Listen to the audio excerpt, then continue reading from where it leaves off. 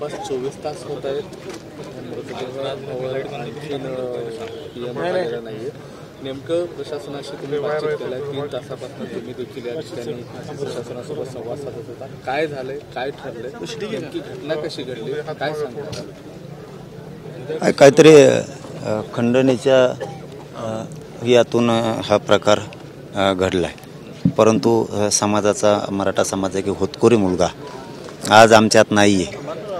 यांच्या माजमस्तीमुळं आज एक आमच्यातला चांगला हिरा हे यांच्या खंडणीपायी, या पैशापायी, यांच्या गुंडगिरीपायी आज आमच्यात नाही आहे. पण माझं एक सांगणं आहे की तुम्ही जे जातीवाद म्हणताय ना, ते जरा थांबवा, नका दुसऱ्यावर ढकलू. जरा चांगले धडे द्या. बघा बरं का, मी खूप चांगल्या पद्धतीनं सांगतोय, जरा चांगले धडे द्या तुमच्या लोकांना. या गोष्टीपासून जरा लांब जा म्हणा तुम्ही. आता नका वारंवार तुम्ही जातीवादाचे प्रयोग करून ते विष पेरून खून करायचे, दहशत माजवण्याचा प्रयत्न तुम्ही थांबवा. कारण तुम्ही जर अशी दहशत माजवायला लागले आणि असे खून करायला लागले तर नाविलाजाने समाजाला उठावं लागेल आणि न दिवस बघायचा, तुमच्यावर बघायची वेळ येईल. असं नका वागू, असे माझी तुम्हाला कळकळीची विनंती खऱ्यानं सांगतो मी तुम्हाला. ही जे निवडून आले त्यांना हा इशारा समजायचा जरांगे पाटलांचा, म्हणजे तुम्ही इशारा समजता याला का काय समजता तुम्ही तुमचं बघा ना. आम्हाला माहीत नाही तुम्ही काय समजता याला. विनंती शब्द वापरेला आहे. पण माझे लोक मरायला लागले.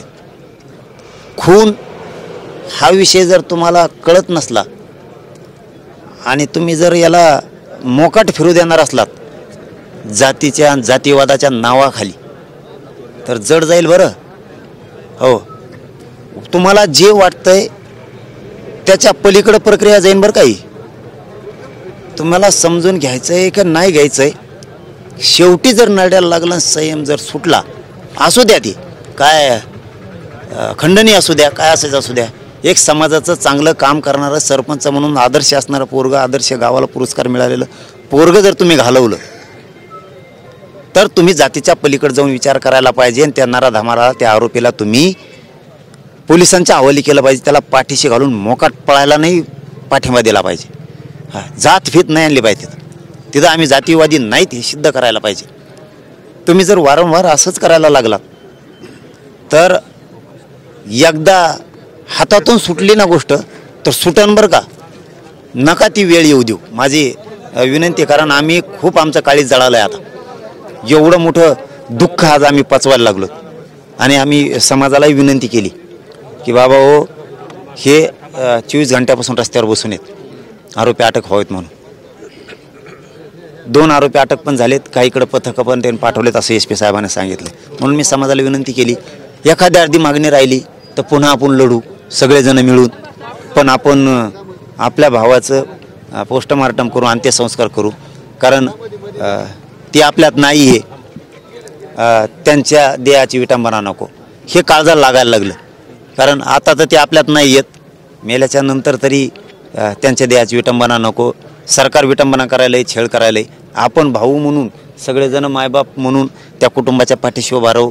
आपण त्यांचे अंत्यसंस्कार करू, नको त्यांना तिथं धरायचं. म्हणून मी आता गावकऱ्यांना सांगितले, सरकारनं किंवा SP साहेबांनी सरकारच्या वतीनं सांगितलं आहे आणि IG साहेबांच्या वतीनं पण सांगितलं आहे की त्यांच्या भावाच्या जीवाला धोका आहे आमच्या शिवराज देशमुखांच्या, तर त्यांनी एक बॉडीगार्ड काहीतरी नियुक्त केला आहे.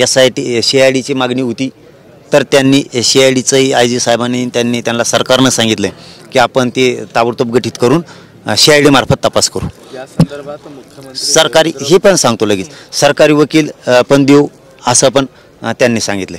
2 निलंबनं होते, महाजन आणि पाटील म्हणून. तर ते एकाचं निलंबन त्यांच्या हातात आहे, SPच्या PSIचं. ते म्हणले मी लगेच रात्री 9-10 वाजेपर्यंत करतो, सकाळपर्यंत करू द्या, हरकत नाही. आणि दुसऱ्याचं जे त्यांचा चौकशी करून अहवाल पाठवायचा आहे त्यांना IGच्या हातात आहे. तर IGने सांगितलं यांचा अहवाल आला, ते SP साहेबांनी सांगितलं यांचा अहवाल आला तर त्याला पण आम्ही निलंबित करतो आणि आरोपींना धरायचं आहे.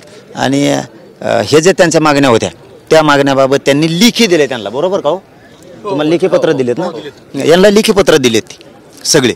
आणि ज्यावेळेस गाव हो म्हणलं त्याच वेळेस आपणही हो म्हणलं आपलं मनाचं आपण काहीही चालविलं नाही. इथं जे गावकऱ्याचं म्हणणं आहे तेच चालवलं आहे. पण याच्यात जर धोका दिलाच तर मी समाजाचा मुलगा म्हणून या गावाच्या खांद्याला खांदा लावून लढणार आणि त्यांना शिक्षा लागेपर्यंत आम्ही सगळेजण ताकदीनं गावकरी मराठा समाज आम्ही सगळेजण लढू हे शब्द दिला. जर यांनी धोका दिला याच्यात तर पुन्हा मागण्यासाठी लढू.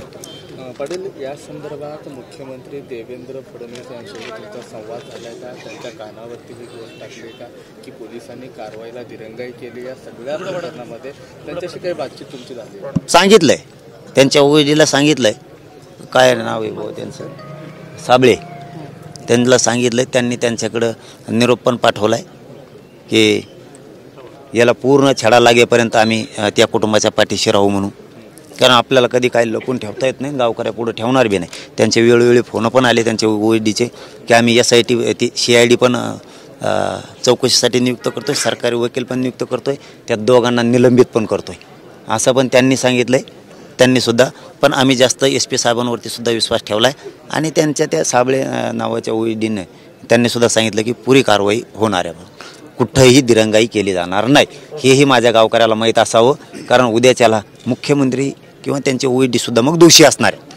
हां, शब्द त्यांनीसुद्धा गावकऱ्यांना दिला आहे. आता बीड जिल्ह्यामध्ये एकोप्याची घडी होती, पण ती घडी कुठेतरी विस्कटताना पाहायला मिळते. तुमचं समाज बांधवांना नेमकं काय आव्हान असणार आहे आणि ती घडी व्यवस्थित राहिली पाहिजे यासाठी काय नेमकं केलं? त्यालाच अनुसरून बीडचं बिहार होते का? आता ते जर करायलाच लागले तर काय करणार कोण? आता मी दुःखाच्या दिवसात येत आज नाही बोलत मी आता. हां, त्यांनी जर हे थांबवलं आणि त्यांच्या लोकांना जर चांगले धडे दिले तर बरं. हां, वारंवार नाही सहन होणार आता हे, बस वारंवार नाही व्हायचं आहे. हां, कारण ते दिवस संपले, आता सहन करायचे दिवस संपले. हां, तुमच्या आजाच्या बापाची चलती होती. हां, आता पोरं आहेत, आम्ही नवीन आमचीसुद्धा आहे आता. हां, तुम्हाला समजून घ्यायचं तर घ्या. हां, आमचे जर असे काळजं कापायची वेळ आली तर आम्हाला बी सहन नाही व्हायचं. तुमच्या मनगटात रक्त येतं, आमच्या बी रक्ताचे नाविलाज आम्हाला त्याच्यावर नका उतरू आता. त्याला नाविलाज होणार आहे. मला वाटतं त्यांनी चांगले धडे दिले तर बरोबर होईल. माझा विनंती पण आहे, सल्ला पण आहे त्यांना, जरा जातीवाद करायचा बंद करून टाका आणि तुम्ही जरा चांगले धडे द्या तुमच्या लोकाला की असं नका करू. सामंजस्याची भूमिका ठेवा, एकमेकासंग चांगलं राहा. गावं खेडेत येत असतं जात असतं हे चालू असतं. हे जरा धडे चांगले द्या. नसता नाविलाजच होईन काय ना आमचा, असं आम्हाला वाटायला लागलं नसण्याला थांबायचं तर.